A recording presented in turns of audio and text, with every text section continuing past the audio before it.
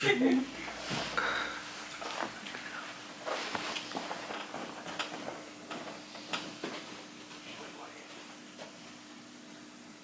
day is coming up. Held on the first Tuesday in November after first Monday. This year's election day is on November 8th.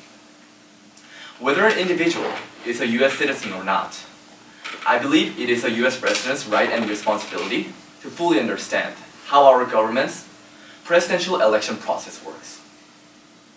In order to share this knowledge with all, I have searched on the US government website to explain how the entire process works.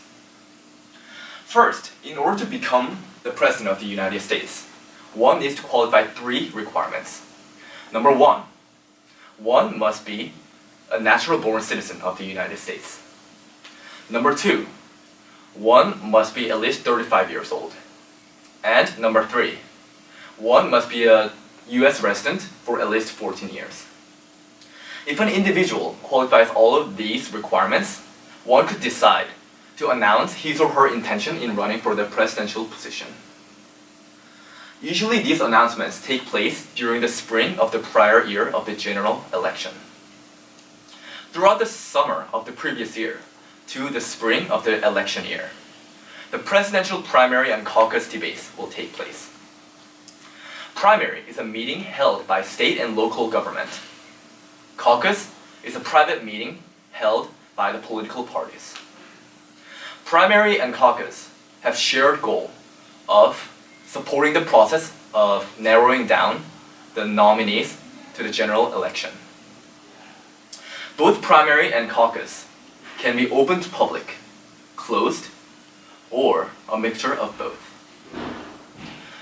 During the fall of the election year, the political parties will begin to hold conventions to narrow down the candidate for their own election.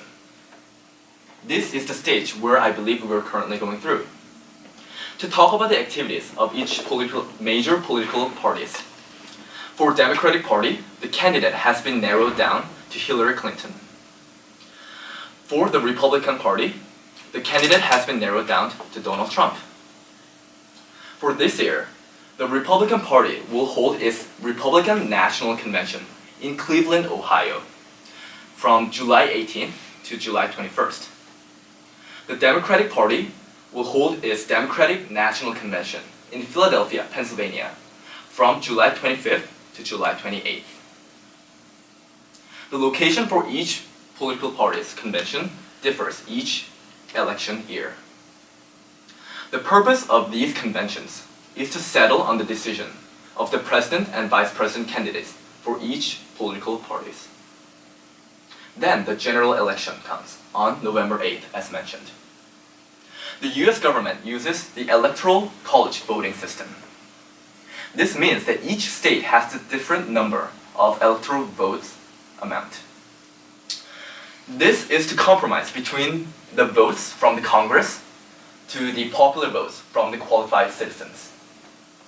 For instance, the bigger states with more population, such as California or New York, will have more number of electoral votes than smaller states, such as Wyoming. In fact, California is the state with the most number of electoral votes, with having 55 electors, whereas Wyoming is one of the states with least populated state, with only having 3 electors. Electoral voting college system has pro and con. A pro is that the candidates will need to focus on the smaller states as well in order to win the election. A con is that 48 states other than Nebraska and Maine follow the winner-takes-all system. This means, for instance, if a candidate wins the state of California, he or she will gain all of the 55 electoral votes from the state of California. This is criticized by some about its overgeneralization.